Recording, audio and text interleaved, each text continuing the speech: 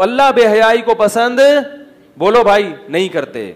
ان الذین یحبون ان تشیع الفاحشہ, وہ لوگ جو یہ چاہتے ہیں کہ معاشرے میں بے حیائی پھیلے, ان کے لیے دردناک عذاب اللہ نے تیار کر کے رکھا ہوا ہے. بے حیائی کسے کہتے ہیں؟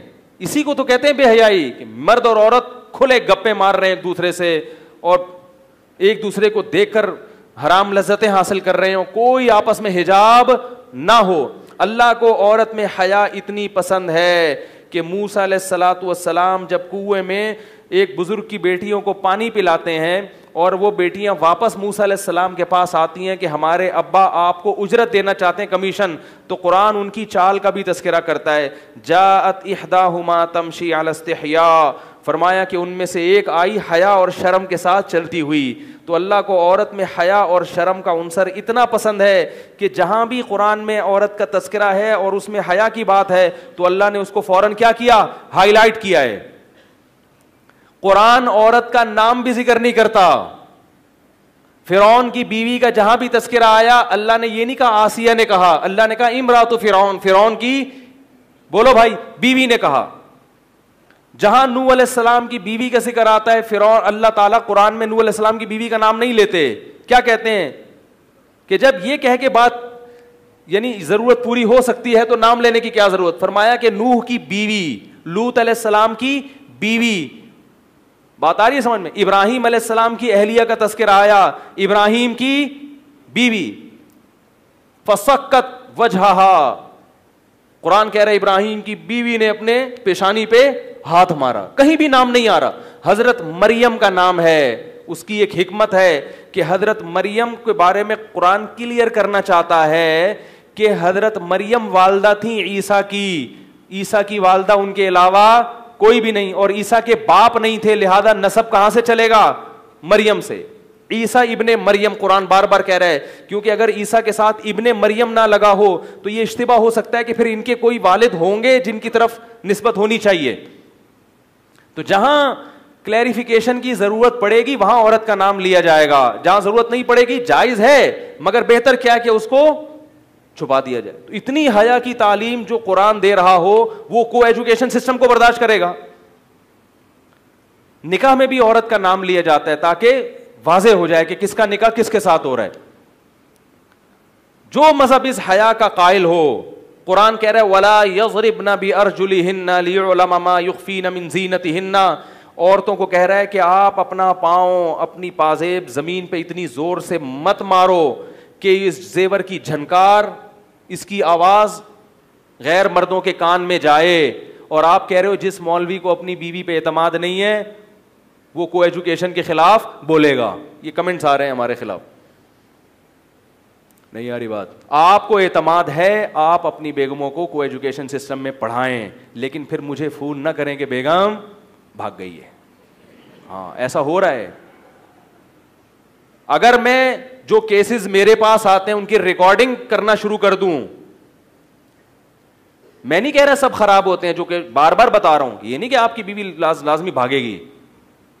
میں نے بتایا تھا نا کہ اگر کسی اسکول میں آپ چرس تقسیم کرنا شروع کر دیں تو سب نہیں پئیں گے, بہت سے بچیں گے, لیکن اس میں آپ یہ دلیل دیں کہ جس کو اپنے بچے پر اعتماد نہیں ہے وہ ایسے اسکول میں داخل نہ کرائے جہاں چرس تقسیم نہیں ہوتی, جہاں چرس تقسیم ہوتی ہے. یہ دلیل صحیح ہوگی؟ بھائی میں اپنے بچے کی جتنی مرضی تربیت کروں, مگر میں یہ کہہ کے چرسیوں کے اسکول میں داخل کرا دوں کہ مجھے اپنے سپوت پہ اعتماد ہے, مجھے پتہ ہے وہ چرسیوں کے ساتھ بیٹھ کے چرس نہیں پیے گا, میں اپنے بچے کو اپنے ہاتھوں سے ہلاکت میں کیوں پھینکوں؟ بھائی تربیت میں یہ بات داخل ہے کہ بچے کا اٹھنا بیٹھنا دیکھا جا رہا ہے. آپ کتنی اچھی تربیت کریں پھر بھی آپ بچوں کو ہیروئن شو میں بیٹھنے نہیں دو گے. آپ کو اپنی بیوی پر کتنا بھی اعتماد ہو پھر بھی آپ بلا ضرورت شدیدہ, ضرورت کی بات الگ ہے, بلا ضرورت اسے مردوں میں بیٹھنے نہیں دو گے, کیونکہ انسان ہے, فرشتہ نہیں ہے. لوگ سمجھتے ہیں ان کا تقوی بلٹن ہے, بلٹن تقوی ہے, کچھ بھی ہو جائے تو یہ کمپنی کی طرف سے ہے. اللہ نے انسان کو برائی بھی بتائی اور اچھائی بھی, ہر انسان ایسا ہے, اور صرف پیغمبروں کی حفاظت کا وعدہ کیا ہے, باقی کسی کی حفاظت کا اللہ نے وعدہ نہیں کیا. کتنے کیسز ہیں, براڈ مائنڈیڈ لوگ میرے پاس زیادہ آتے ہیں, یار میری بیگم نے کہا میں دبئی جانا چاہتی ہوں ایکچولی میرے وہاں. میں نے کہا جاؤ یار کوئی مسئلہ نہیں بیگم, لائف انجوائے کرو, کوئی مسئلہ نہیں, ہم کوئی مولویوں کی طرح تھوڑی ہیں. دبئی چلی گئیں, وہاں گئیں, پھر وہاں سے آئیں.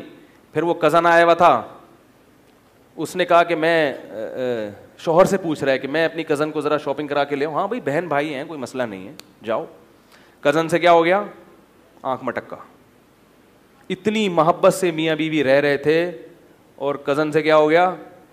جس دن وہ صاحب کہہ رہے ہیں آپ کا ذہن کسی کا بھی اس صاحب کی طرف نہیں جائے گا, یہ کسی کا راز میں فاش نہیں کر رہا, کوئی جانتا ہی نہیں ہے ان کو, اور یہ بیان سن کے بھی انشاءاللہ نہیں پہچانیں گے. بہت پرانا واقعہ ہے. میں اس لیے کہہ رہا ہوں کہ لوگ یہ سمجھتے ہیں کہ میں ممبر پہ لوگوں کے راز فاش کر رہا ہوں, ایسا نہیں ہے. انشاءاللہ خود اس آدمی کا بھی ذہن نہیں جائے گا اس طرف. جس دن کزن رخصت ہو رہے تھے, واپس جا رہے تھے کراچی, ان صاحب نے کہا مجھے شک اس وقت ہوا کہ میری بیگم بہت زیادہ غمزدہ تھیں, جو میری رخصتی پر اتنی غمزدہ نہیں ہوتی. میں جب امریکہ جا رہا ہوتا تھا تو اتنا رونا نہیں آتا تھا, جس دن کزن جا رہا تھا تو بہت زیادہ پریشان تھی. میں نے کہا بیگم کچھ زیادہ ہو گئی, اتنا, اور کزن بھی پھوٹ پھوٹ کے رو رہا ہے. کزن بھی کیا کر رہا ہے, پھوٹ پھوٹ کے رو رہا ہے. میں نے کہا یار میری بیوی ہے, مجھے اتنا رونا نہیں آتا اور نہ اس کو اتنا رونا آتا ہے, یہ دونوں کو اتنا کیوں رونا آ رہا ہے. لیکن براڈ مائنڈیڈ ہیں, کوئی بات نہیں, ایکچولی بہن بھائی ہیں نہیں, لیکن طرح تو ہے نا بہن, ہوتا ہے محبت پیار تو ہوتا ہے.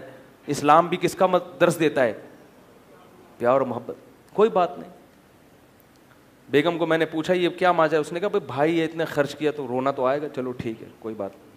اس کے بعد پھر فون پہ کیا شروع ہو گئی, ایک گھنٹہ کہنے مجھے شروع. میں نے کہا یار یہ اتنا براڈ مائنڈیڈ بننا بھی صحیح کچھ زیادہ ہو گئی. بالآخر انہوں نے بیگم سے موبائل لیا کہ یار یہ راتوں کو اٹھ کے 3-3 4-4 بجے تک فون پہ لگے رہتی ہو, اپنے سگے بھائی کے ساتھ کسی کو ایسی محبت نہیں ہوتی, یہ کچھ بیگم کچھ زیادہ براڈ مائنڈیڈ بنتے جا رہے ہیں ہم لوگ. یہ میں مولویوں کی باتیں نہیں کر رہا, میں نے پچھلے درس میں مولوی صاحب کا قصہ سنایا تھا نا, لیکن تو وہ میں نے اس لیے سنایا تھا کہ جو قرآن پڑھا رہا ہے اور جس کا کردار ان تہمتوں سے ہمیشہ پاک رہا, جب وہ فتنے میں مبتلا ہو سکتا ہے تو لبرل آدمی جس کی نظر میں ان چیزوں کی اتنی ویلیو نہیں ہے کہ اگر اس سے مسکرا کے بات کر لی, اس کو کیا ہو گیا, کوئی طوفان تو نہیں آ گیا نا, تو ان کو کتنا خطرہ ہوگا. تو کہتے ہیں جب میں نے فون لیا اس سے تو بالآخر نتیجہ مختصر یہ کہ اس نے کہا کہ مجھے فارغ کر دو. کیا کر دو, طلاق دے دو, میں وہاں شادی کروں گی. تو یہ ہو رہا ہے. تو اس لیے میرے بھائی زیادہ لبرل بننے کی, میں بدگمان ہونے کی اجازت نہیں دے رہا آپ کو کہ آپ بدگمان ہونا شروع ہو جائیں گھر والوں پر. اللہ تعالیٰ جس چیز کو پسند نہیں کرتے, پوری سورہ نور کی آیتیں ہیں کہ عورت اپنی زینت کس کے سامنے, صرف شوہر, باپ, بھائی, بھتیجا, بھانجا, ان کے سامنے زینت اور سسر کے سامنے ظاہر کر سکتی ہے. پوری فہرست قرآن نے بیان کی ہے کہ ان کے علاوہ عورت کسی کے سامنے زینت ظاہر نہیں کر سکتی, نہ قرآن پڑھتے ہوئے. اب آپ کو ایجوکیشن میں قرآن سسٹم رکھ دیں کہ قرآن پڑھا جائے گا صبح شام, لیکن قرآن کی دھجیاں اڑائی جا رہی ہیں. قرآن کہہ رہے ہیں جوان عورت, یہ جو لڑکی جوانی کے قریب ہو وہ بھی اسی کے حکم میں داخل ہے, وہ لڑکے کے سامنے ظاہر زینت ظاہر نہیں کر سکتی. اور آپ کہہ رہے ہیں ہم قرآن پڑھا رہے ہیں, ہمیں ایسا قرآن نہیں چاہیے. آپ ان کو انگریزی پڑھا دیں لیکن کو ایجوکیشن سسٹم کو کیا کر دو میرے بھائی, ختم کر دو. تو میں اس لیے کہہ رہا ہوں کہ عوام کی ذمہ داری ہے, میں کسی سیاسی تنظیم کے خلاف نہیں کر رہا آپ کو کہ آپ کے ان کا موٹیو ہے یہ, جس کا بھی ہو, لیکن عوام, سیاسی لوگ چاہے مذہبی جماعتیں ہوں یا لبرل ہوں, وہ دیکھتی ہیں پبلک کدھر جا رہی ہے.